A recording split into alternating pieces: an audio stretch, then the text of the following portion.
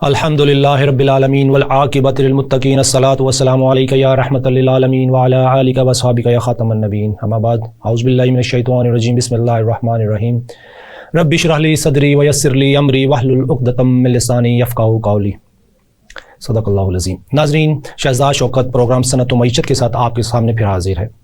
آج ہمارا ٹاپک ہوگا کہ آج کل جو مینیفیسٹو کے اوپر بات چیت چل رہی ہے، ہماری صنعت کمزور، ہماری معیشت کمزور، اور ہمارے جو مینیفیسٹو منشور جو پولیٹیکل پارٹیز دے رہی ہیں ان میں کیا کمزوریاں ہیں، یا ان میں کیا ایسی اسٹرینتھ ہونی چاہیے کہ جس کے تحت پاکستان میں ترقی اور خوشحالی آ سکے۔ ناظرین، 1947 سے لے کے 2023 تک جتنے قوانین پاکستان میں بنے اس میں سب سے امپورٹنٹ تھا اسٹیٹ بینک آف پاکستان کی اناگوریشن، اور اس کے علاوہ جتنے قوانین بنے ان میں جو امپورٹنس تھی کانسٹیٹیوشن آف پاکستان کی، جو وقتاً فوقتاً بدلتا رہا، اور 1973 میں بھٹو صاحب نے اس کو فائنل کیا۔ اس کے بعد اس میں امینڈمنٹس آتی رہیں۔ کوشچن یہ ہے کہ کیا کوئی ایسا قانون 1947 سے لے کے آج تک بنا جس کے بینیفیشری پاکستانی ہوں؟ ناظرین، میں آپ کو 2020-21 کی بات کرتا ہوں، جب فیڈرل شریعہ کورٹ میں چیف جسٹس صاحب نے ربا کیسز میں مجھ سے ایک سوال کیا کہ شہزاد صاحب آپ ہمیں یہ بتائیں کیا ہم یہ سسٹم بند کر دیں؟ میں نے کہا حضور والا، یہ سسٹم تو بند نہیں ہو سکتا جو 1947 سے لے کے آج تک چل رہا ہے، بلکہ جو 1947 سے پہلے بھی یہی چل رہا تھا، جس کے قوانین 1800 سے بھی شروع ہوتے ہیں۔ ہم اس کو بند نہیں کر سکتے، اس کے ساتھ لنک بہت ساری ایسی چیزیں ہیں، لیکن ہاں مجھے ایک سوال کا جواب دے دیجیے۔ تو انہوں نے چیف جسٹس منصور مسکان زئی صاحب شہید ہو گئے، اللہ تعالیٰ ان کو مغفرت فرمائے، جنت نصیب کرے۔ میں نے کہا سر مجھے ایک سوال کا جواب چاہیے جو مجھے نہیں مل پا رہا، وہ یہ ہے کہ کیا پاکستان میں کوئی ایسا قانون ہے جس کا بینیفیشری میں پاکستانی ہوں، یا آپ ایز اے پاکستانی ہوں، یا ہماری آنے والی نسلیں ایز اے پاکستانی ہوں؟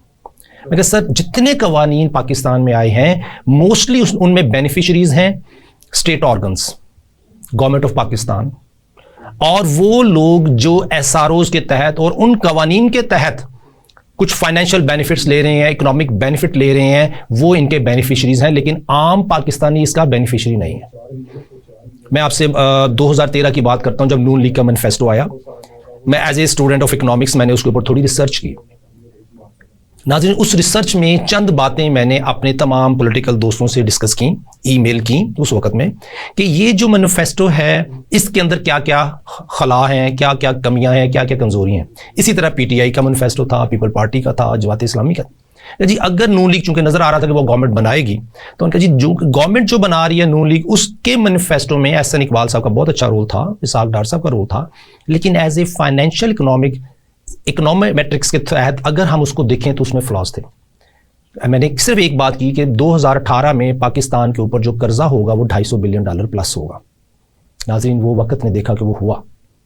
آج جب ہم مینیفیسٹو دیکھتے ہیں کہ اس میں چند چیزیں کامن ہیں، مثلا وہ کہتے ہیں کہ جی ہم روزگار پرووائڈ کریں گے، ہم اپنے نوجوان کو ہنر دیں گے، ہم آنے والی نسلوں کے لیے کچھ ایسا کام کریں گے کہ وہ بے روزگاری سے باہر آ جائیں، ہم روٹی دیں گے، کپڑا دیں گے، مکان دیں گے، روزگار دیں گے، اور تاجروں کے لیے ہم سہولیات دیں گے۔ ناظرین، یہ وہ دعوے ہیں جو پچھلے کئی صدیوں سے پولیٹیکل پارٹیز کرتی رہیں، لیکن ہماری صنعت، ہماری معیشت دونوں کمزور رہیں۔ آج کا سٹیٹس یہ ہے ناظرین کہ ہر روز 20 ارب روپے کا سود ہم پہ ایکومولیٹ ہوتا ہے، چارج ہوتا ہے، ہر روز 55 ارب روپے کا لون انکریز ہو رہا ہے، ٹوٹل 75 بلین ہو گیا ناظرین، اور ہر روز ہمارے اوپر اگر ہم نے 75 بلین کا قرض اتارنا ہے تو ہماری انکم بھی 75 بلین روپیز کے برابر ہونی چاہیے، لیکن ناظرین ایسا نہیں ہے۔ ہماری انکم 75 بلین نہیں، ہماری انکم فیڈرل گورنمنٹ کی پروونشل گورنمنٹ کو شیئر دینے کے بعد صرف 19 ارب روزانہ کی۔ ناظرین، انکم ہماری اتنی کم ہے کہ ہم اپنے خرچے بھی نہیں پورے کر پا رہے، تو اس کا مطلب یہ ہوا کہ وہ سرکاری ملازمین جو تنخواہیں لے رہے ہیں، ان کو جو ہم تنخواہیں دے رہے ہیں، جو یہ حکومت تنخواہیں دے رہی ہے، وہ تمام کی تمام سودی قرضوں کے بعد دے رہی ہے۔ سودی قرضے گورنمنٹ آف پاکستان کہاں سے لیتی ہے؟ سکوک ایشو کر کے، بینکوں سے ڈائریکٹلی اور انڈائریکٹلی، ان سودی رقوم کے ساتھ خرچے پورے کرتے ہیں۔ یہ سلسلہ ناظرین زیادہ دیر تک چلتا نظر نہیں آتا، اس لیے ایڈجسٹمنٹ ہونی ہے، اللہ تعالیٰ پاکستان کے لیے ماحول سازگار کرے۔ اب ناظرین کوشچن یہ ہے کہ اگر لا نہیں ہے تو اسی جو فیڈرل شریعہ کورٹ میں سوال تھا تو چیف جسٹس صاحب نے کہا ایسا کوئی لا نہیں۔ میں کہا سر اب یہ ہے کہ ہم اس سسٹم کو تو بند نہیں کر سکتے، لیکن ہم ایک ایسا لا ایک ایسی اتھارٹی کریٹ کر دیں جس کا بینیفیشری ایک عام پاکستانی ہو. اس اتھارٹی کا ایک کام ہو کہ پاکستانی کی انکم بڑھانے کے لیے جو پاکستان میں اکنامک ریسورسز ہیں ان کو اس طریقے سے یوٹیلائز کیا جائے کہ آئندہ آنے والی نسلوں کے لیے روزگار سیکیور ہو جائے, انکم سیکیور ہو جائے, ویلیو آف انکم سیکیور ہو جائے. جب یہ تینوں چیزیں سیکیور ہوتی ہیں تو ہمارے ملک میں جو اس وقت ویلیو آف انکم جو کم ہوئی ہے, جو مس میچ ہے انکم ایکسپینس کا, وہ ایڈجسٹ ہوتا ہے, وہ گیپ کم ہوتا ہے. اگر میں ایک مثال دیا کرتا ہوں کہ اگر میرے گھر کا خرچہ 1 لاکھ روپے ہے تو مجھے 1 لاکھ کمانے ہیں. اگر مجھے گورنمنٹ آف پاکستان کا خرچہ بھی اٹھانا ہے ایز اے پاکستانی اور میرے حصے 1 لاکھ روپیہ کنٹریبیوشن آتا ہے تو مجھے 2 لاکھ کمانے ہیں. اگر گورنمنٹ کی پالیسیز مجھے 2 لاکھ کمانے نہیں دیں گی تو میں گورنمنٹ کو 1 لاکھ روپیہ ٹیکس نہیں دے سکتا. ناظرین, پوائنٹ یہ ہے کہ جو گورنمنٹ کی پالیسیز ہیں, جو یہ منشور لائے جا رہے ہیں, کیا اس میں یہ پوائنٹ کور کیا جا رہا ہے کہ ایک عام پاکستانی کو 2 لاکھ روپے مہینہ کمانے کے لیے پالیسیز کریٹ کی جائیں تاکہ ان پہ 50% ٹیکس لگا کے 1 لاکھ روپے گورنمنٹ آف پاکستان کے لیے نکالا جائے؟ نہیں, ایسا نہیں ہے. ہمیں اپنی انکم بڑھانے کے لیے گورنمنٹ آف پاکستان کے جو FBR میں دوست بیٹھے ہیں, منسٹری آف فائنانس میں جو بیٹھے ہیں, منسٹر ہماری فائنانس کی, ان کو یہ سوچنا پڑے گا, دیکھنا پڑے گا کہ ہم پاکستانیوں کی انکم کیسے بڑھائیں تو ان کے اوپر ٹیکس بڑھایا جا سکے. انہی میڈم سے جو آج فائنانس منسٹر ہیں, 2018 کے الیکشن میں یہ FBR کی کیئر ٹیکر چیئرمین تھی. میری ان سے ملاقات لاہور ٹیکس آفس میں ہوئی. میں نے ان سے صرف ایک کہا تھا کہ میم آپ ادھر بیٹھی ہیں کہ ہم کس طریقے سے ٹیکس کلیکشن بہتر کر سکیں. آپ اگر ہماری GDP دیکھیں, 9% ٹیکس ہمارا 9% ہے GDP کا, 27% ہے ہمارا ٹریڈ ویلیو GDP کا.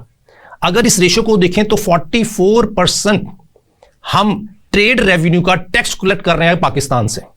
کہ جی 100 روپے کے اوپر 44% کا ٹیکس کلیکٹ کرنے کا مطلب یہ ہے کہ آپ عوام کی ایکوٹی ویلیو کو سنیچ کر رہے ہیں. آپ انکم ٹیکس پہ, پروفٹ پہ انکم ٹیکس نہیں لے رہے, آپ ٹیکس لے رہے ہیں ایکوٹی ویلیو کو سنیچ کرتے.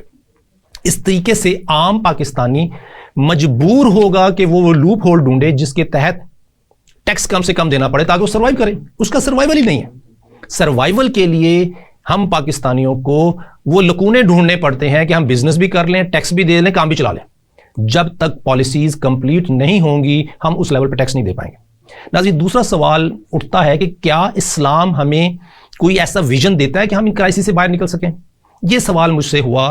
کچھ عالم دین, ریلیجس اسکالر, کچھ اکانومسٹ بیٹھے تھے اس محفل میں, اور بعد میں ایک اور 2-4 محفلوں میں بھی یہی میں نے ریپیٹ کیا. میں کہا جی دیکھیں, اسلام کو اگر آپ اسٹڈی کریں, قرآن کے ریفرنس میں آپ چلے جائیں, حضرت نوح علیہ السلام کا دور لے لیں.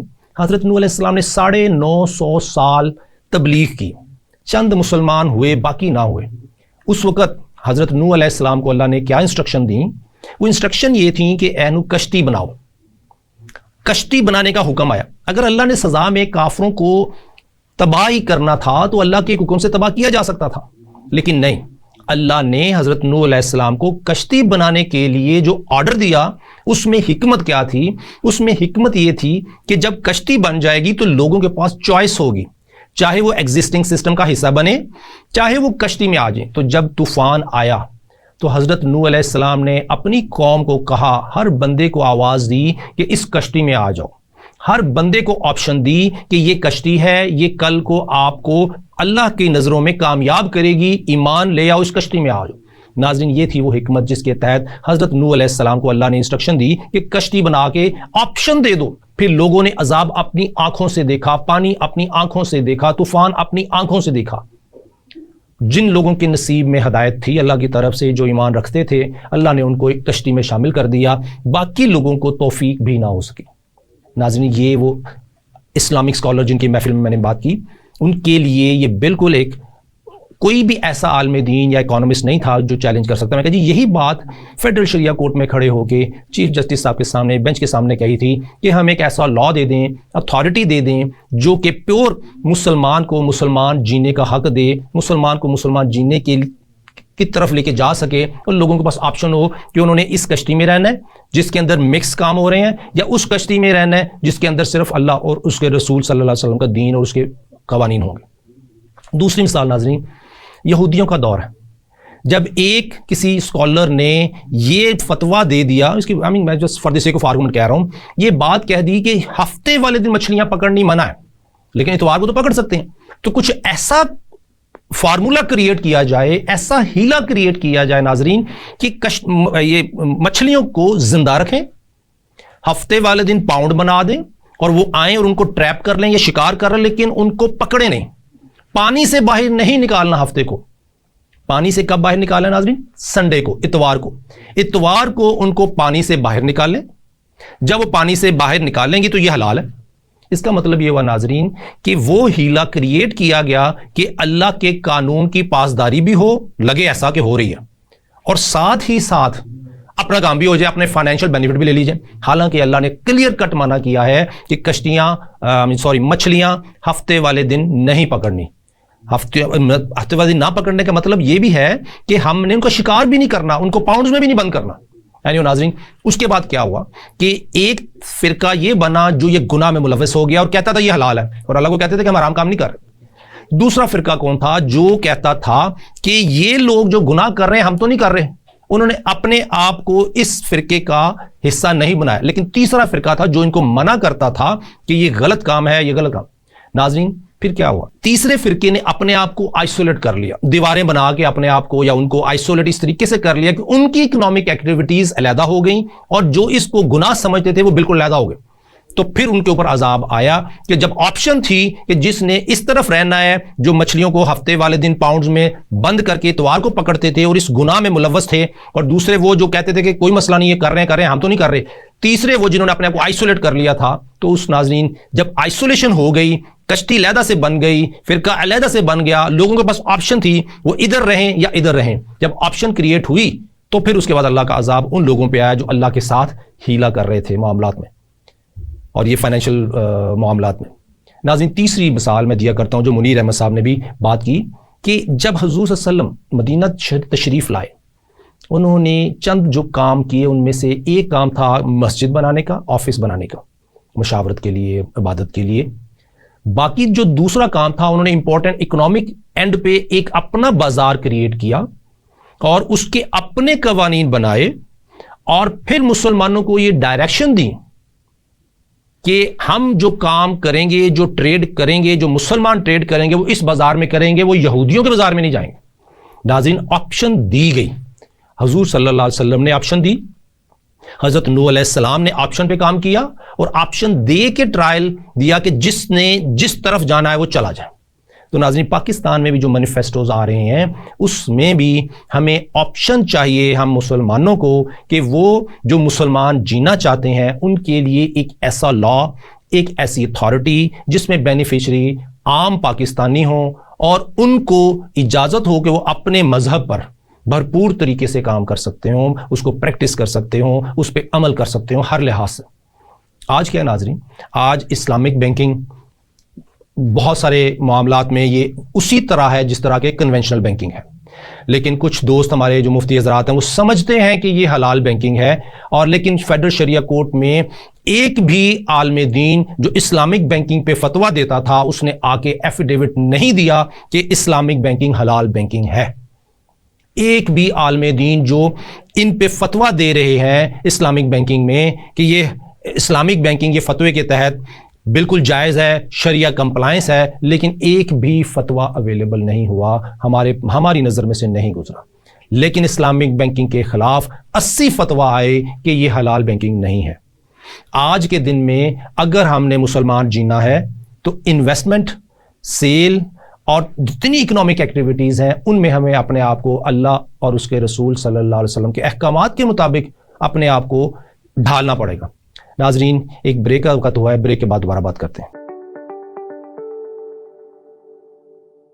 ویلکم بیک ناظرین، ہم بریک سے پہلے بات کر رہے تھے کہ منشور آج کل جو پولیٹیکل پارٹیز دے رہی ہیں کیا وہ کمپلیٹ منشور ہے، تو ہمارا جواب تھا کہ کوئی بھی منشور ایسا نہیں ہے جو کہ یہ اعلان کر رہا ہو کہ ہم ایک ایسا قانون کریٹ کریں گے، ایک ایسی اتھارٹی بنائیں گے جس کے بینیفیشری ہم پاکستانی ہیں۔ ہاں یہ ضرور ہے کہ جی اگر ایک جماعت یہ کہہ رہی ہے کہ ہم ہنر کریٹ کریں گے، بالکل اچھی بات ہے، ہنر کریٹ کر دینا that is a first step.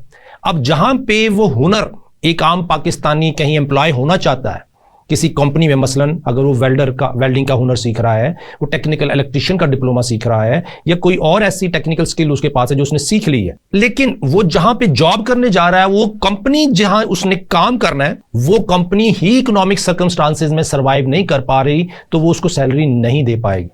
ناظرین, پہلا سٹیپ ضرور ہے کہ ہم اس سچویشن میں آ جائیں کہ ہمارے پاس ہنر ہو تو ہم پاکستان میں کیا, پاکستان سے باہر بھی جا کر جاب ڈھونڈ سکتے ہیں.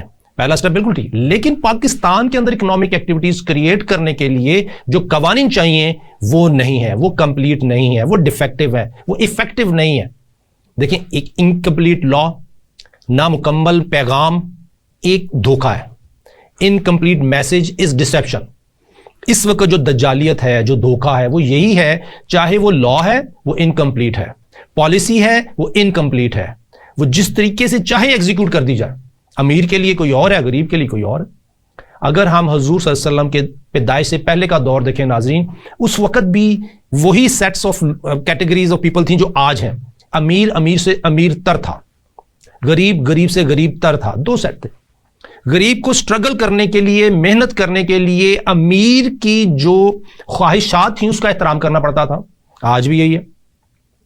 ٹیکنیکل سکل تو ہے, لیکن امیر کی جو خواہش ہے اس کو پورا کرنے کے لیے ہمیں کام کرنا پڑ رہا ہے. بیسیکلی جو ویلتھ سرکولیشن تھی, that was limited to few hands. کچھ چند مخصوص لوگوں کے پاس دولت تھی, وہی جس طرح چاہتے خرچ کرتے تھے. آج بھی وہی ہے. آج بھی چند بینکوں میں چند لوگ جو میجر ڈپازٹ ہولڈرز ہیں, انہی کے پاس وہ دولت ہے, وہی ویلتھ ایکومولیٹ کر رہے ہیں, وہی ویلتھ سرکولیٹ کرتے ہیں, وہی آگے لینڈ کریں گے تو پہیہ چلتا ہے, وہ لینڈ نہیں کرے پہیہ نہیں چلتا. ناظرین, اب ہمارا کیا, ہمارے پاس اسلام ویژن کیا دیتا ہے؟ ہمارے حکمرانوں کو کیا ایسا کرنا چاہیے کہ ہم ان کرائسس سے باہر نکل آئیں؟ ناظرین, جیسے میں نے پہلے عرض کیا کہ ایک ڈاکومنٹ نیشنل اسمبلی سے ایشو ہوتا ہے, ڈیمانڈ آف گرانٹس. ہر سال نیشنل اسمبلی کیبنٹ اس کو اپروو کرتی ہے کہ جی گرانٹیڈ کہ اتنی پیمنٹ اپرووڈ, گرانٹیڈ. اسی میں ڈیفنس بجٹ ہے, اسی میں سرکاری ملازمین کی تنخواہیں ہیں, اسی میں ہی سودی پیمنٹ کی اپروول ہے, اسی میں ہی لون انسٹالمنٹس کی اپروول ہے. اگر ہم اس کا تجزیہ کریں تو ہماری نیٹ انکم اور جو اس کے ساتھ لنک ہے وہ نظر نہیں آتا. جس طرح میں نے پہلے بات کی ڈیلی کے حساب سے, جو اس سال پیمنٹ ہونی ہے کوئی 48,000 ارب, لیکن ہمارے پاس نیٹ انکم 6,800 ارب سے زیادہ کی نہیں. باقی ڈفرنس جو ہے وہ کرائسس سے کرنچ کی طرف, کرنچ سے کریش کی طرف جا رہا ہے. اس کا حل کیا ہے؟ اسلام ایسا کیا ویژن دیتا ہے؟ دیکھیں, اسلام کے انویسٹمنٹ کے چند چھوٹے چھوٹے اصول ہیں کہ جب بھی کسی نے دوسرے دوست کو پیمنٹ کرنی ہے, کوئی نہ کوئی لاجیکل ریزن ہے. مثلاً اگر میں نے عامر صاحب کے ساتھ انویسٹمنٹ کرنی ہے, میں نے لاسٹ پروگرام میں بات کی تھی, تو میری ان کے ساتھ رشتہ بنا ایز اے پارٹنر. اگر میں ان کے ساتھ انویسٹ کر رہا ہوں, جو بزنس کمائے گا اس میں شیئر ہے. دوسرا رشتہ ہے کہ اگر میں نے عامر صاحب کو پیمنٹ دینی ہے تو میں اسے کوئی چیز خرید رہا ہوں, سیل ٹریڈنگ. تیسرا رشتہ کہ اگر میں نے ان کو کوئی ضرورت ہے تو میں ان کو پیسے دے رہا ہوں. تو that is one thing which is very clear کہ اگر میں کسی کو قرضہ دے رہا ہوں تو میں اپنے رب کی خوشنودی کے لیے دے رہا ہوں. کسی کو زکوٰۃ صدقہ دے رہا ہوں تو رب کی خوشنودی کے لیے دے رہا ہوں. تو پوائنٹ یہ ہے ناظرین کہ ہمارے لیے اسلام ایک ایسا مشعل راہ ہے کہ اگر ہم پراپرلی ان تینوں پیمنٹس کو ڈاکومنٹ کر لیں, چاہے وہ صدقہ اور زکوٰۃ کے علاوہ جو پارٹنرشپ کی یا ٹریڈنگ کی. سورہ بقرہ کی 282 آیت ہے جو ڈائریکشنز دیتی ہے کہ کس طریقے سے کوئی قرض کی جو ٹرانزیکشن ہے وہ ڈاکومنٹ ہوگی, کون سا اس کا لیگل سٹرکچر ہوگا. سمپل. دوسری قرآنی میں 283 آیت ہے جو بتاتی ہے کہ کس طریقے سے کولیٹرل اپلائی ہوگا. اگر کسی نے کوئی کریڈٹ سیل کرنی ہے, میں اس پہ انشاءاللہ پورا پروگرام کروں گا, اور اگر وہ سفر میں ہے تو کولیٹرل دیا جا سکتا ہے. اگر سفر میں ہی تو کولیٹرل کی کوئی ریکوائرمنٹ نہیں ہے, صرف گواہ چاہیے. تیسری امپلیمنٹیشن سورہ مطففین, وائل للمطففین, پہلی آیت کہ ڈنڈی مارنے والوں کی خرابی. سو ہماری اکنامک پالیسیز میں documentation is very important. Documentation کے ساتھ اس کی امپلیمنٹیشن, ایگزیکیوشن کہ وہ جو ڈاکومنٹیشن ہو رہی ہے ایز پر اسلام. تیسرا وائل للمطففین کہ ڈنڈی مارنے والوں کی خرابی, تاکہ ان ایکول ایکسچینج آف ویلیو کی اجازت ہی نہ ہو. تو ہم اس 3 آیات کی امپلیمنٹیشن کے ساتھ ہم اپنی اکانومی کو ڈاکومنٹیشن کی طرف لے کے جا رہے ہیں. اسی میں ہی ہم انصاف لے کے آ رہے ہیں اور انکم بڑھا رہے ہیں. ناظرین, کیا ہم یہ کر سکتے ہیں؟ بالکل کر سکتے ہیں. اس وقت جو سسٹم ہے وہ کیا ہے؟ اس وقت سسٹم یہ ہے کہ اگر ہم نے سیل کی ٹرانزیکشن کرنی ہے, جو پیمنٹ کر رہا ہے اور جو اس کے اگینسٹ وہ دودھ خرید رہا ہے، دودھ میں پانی ہے، اس میں ملاوٹ ہے. اس کے اگینسٹ وہ گوشت خرید رہا ہے، اس میں پانی ہے، اس میں ملاوٹ ہے. اس کے اگینسٹ اگر وہ کوئی ایسی کموڈٹی کپڑا خرید رہا ہے تو جو خریدنے والا ہے اس کو نہیں پتا کہ کپڑا جو میں خرید رہا ہوں وہ 2 یا 3 مرتبہ دھونے کے بعد اس کا کیا حال ہوگا. ویل للمطففین کا مطلب یہ ہے کہ ڈنڈی مارنے والوں کے لیے خرابی. ہم ڈنڈی جو ہے وہ اس کی اجازت نہیں ہے. جتنی سیل اور ٹریڈ ٹرانزیکشن ہے ان میں جتنی ڈنڈیاں ماری جا رہی ہیں تھرو پالیسیز اور بغیر پالیسیز کے دونوں طرف. اب ناظرین، کیا ہم ایسا لا کریٹ کر سکتے ہیں، ایسی اتھارٹی کریٹ کر سکتے ہیں جس میں کہ ڈنڈی کی اجازت نہ ہو؟ آج کل کنزیومر رائٹس ہیں، ملٹیپل لاز ہیں اس کے اوپر. ہر صوبے کا اپنا قانون ہے، فیڈرل کا اپنا قانون ہے کہ جی جو کنزیومر رائٹس ہیں وہ کیا ہیں. بالکل ٹھیک، لیکن اس کے اوپر اپلیکیشن اور ایگزیکیوشن کوئی نہیں. دوسری طرف دیکھ لیں، بینکنگ سسٹم میں آ جائیں، اسٹیٹ بینک آف پاکستان کو لے لیں ناظرین. اس میں یہ ہے کہ ایک پارٹنر جو انویسٹ کر رہا ہے وہ یہ کہہ رہا ہے کہ جی میں انویسٹ کر رہا ہوں لیکن مجھے کولیٹرل چاہیے آپ سے، جو کہ کلیئر کٹ وائلیشن ہے سورہ بقرہ کی 283 آیت کی. دوسرا اسلامک بینکنگ کہہ رہا ہے کہ جی ہم نے آپ کے ساتھ انویسٹمنٹ کرنی ہے لیکن ٹرمز وہ ہوں گی جو ہم چاہتے ہیں. اسلام کی وائلیشن یہ بھی ہے. سورہ بقرہ کی 282 آیت یہ کہہ رہی ہے کہ جس نے قرض لینا ہے وہ اپنی ٹرم فکسڈ اماؤنٹ کے ساتھ لکھوائے. یہاں پہ جتنی پارٹنرشپ کی انویسٹمنٹ ہے اس میں بھی فکسڈ ٹرم اور فکسڈ اماؤنٹ ہیلا کے طور پہ تو ہوتی ہے لیکن ایکچوئل نہیں ہے.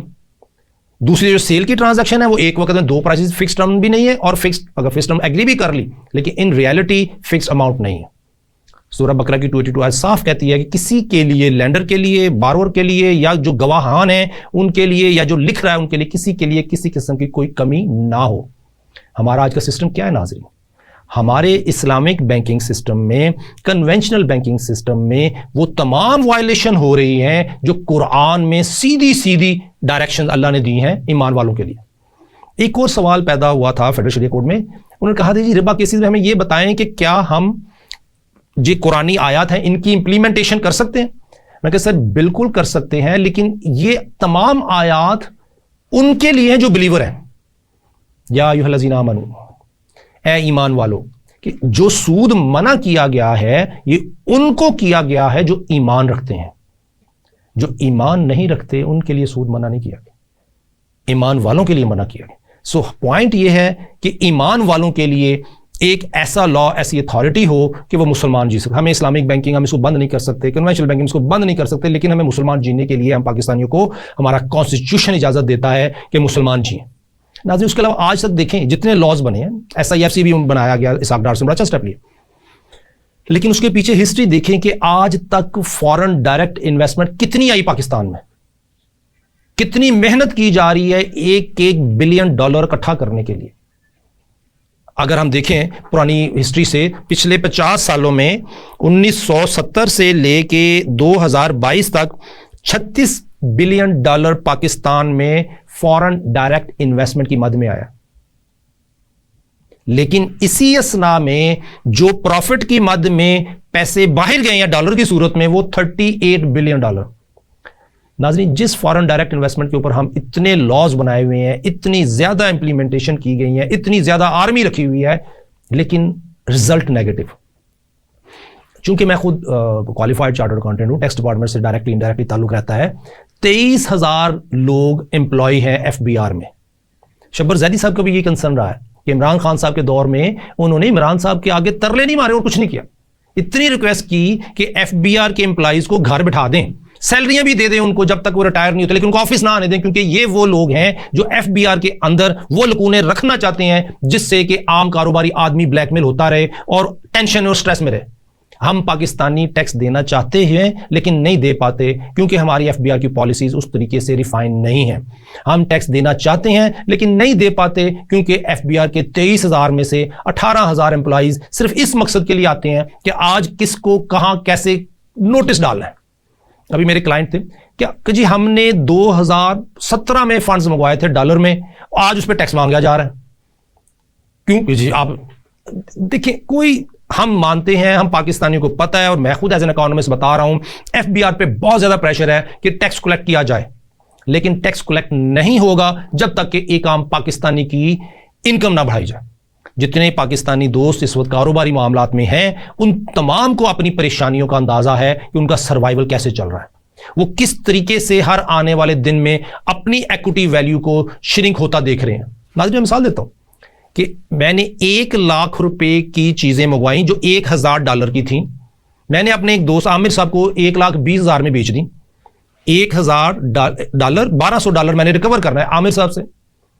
ناظرین جب میں نے ان سے پیسے لیے اور وہ میرے پاس روپیز آئے, وہ $1,200 کے ایکویلنٹ 1,20,000 روپے آئے, لیکن اس دن جو ڈالر تھا اس کا ریٹ گرا دیا گیا. تو مجھے جو پیسے ملے, فرض کریں کہ 200 روپے ہو گیا 100 روپے سے, تو مجھے جو پیسے ملے وہ $600 ملے. میں نے چیزیں جو امپورٹ کی تھیں, جو خریدی تھیں, وہ $100 کی تھیں اور میں نے $1,000 کی تھیں, 1200 ریکور کرنے تھے, ہوئے 600 ریکور. دوسرے لفظوں میں آج میری دکان میں 1 لاکھ روپے کا مال پڑا ہوا ہے جو کہ $1,000 کا ہے. میں مثال دے رہا ہوں, $1,000 کا سٹاک, لیکن جیسے ہی کرنسی ڈی ویلیو ہوئی میرا سٹاک $1,000 کے بجائے $500 رہ گیا. ناظرین شرنکنگ جی ڈی پی کے ساتھ, شرنکنگ ایکوٹی ویلیو کے ساتھ ہم پاکستانی $75 بلین کور نہیں کر پائیں گے. کیا کسی پارٹی کا منشور ہے جو یہ کہے کہ ہم پاکستانیوں کو یہ چوائس دیں گے کہ جو مسلمان زندگی گزارنا چاہتا ہے وہ مسلمان وہ اس اتھارٹی میں اپنے آپ کو رجسٹر کرے اور مسلمان زندگی گزارے؟ کیا کوئی ایسی پارٹی ہے جو اللہ کے ساتھ ہیلا بازیاں کرتے ہوئے, شریعہ کمپلائنس کرتے ہوئے جو ہم اللہ کی نافرمانیاں کر رہے ہیں اس میں سے ہمیں باہر نکال سکے؟ کیا کوئی ایسا منشور کوئی پارٹی لا رہی ہے جس میں کہ ہم پاکستانی بینیفیشری ہوں؟ کیا اللہ کے قوانین کمپلیٹ ہیں کہ جو آج کے کرائسس میں ہم اس کا سلوشن ڈھونڈ نہ پائیں؟ بالکل کمپلیٹ ہے. کیا ہم اتنے نااہل ہو چکے ہیں کہ وہ سلوشن, وہ میسج جو اللہ نے دیا ہے وہ ہم سمجھ نہ پائیں؟ ناظرین انشاءاللہ آپ کے ساتھ اگلے پروگرام میں دوبارہ ملاقات ہوگی. آج کا میسج یہی ہے کہ ہم کرنچ سے کریش کی طرف جا رہے ہیں. کیا ہمارا منشور کوئی پولیٹیکل پارٹی کوئی ایسا پوائنٹ لے کے آئے جس میں کہ ہم اپنے ملک میں خوشحالی دیکھ سکیں؟ السلام علیکم ورحمۃ اللہ.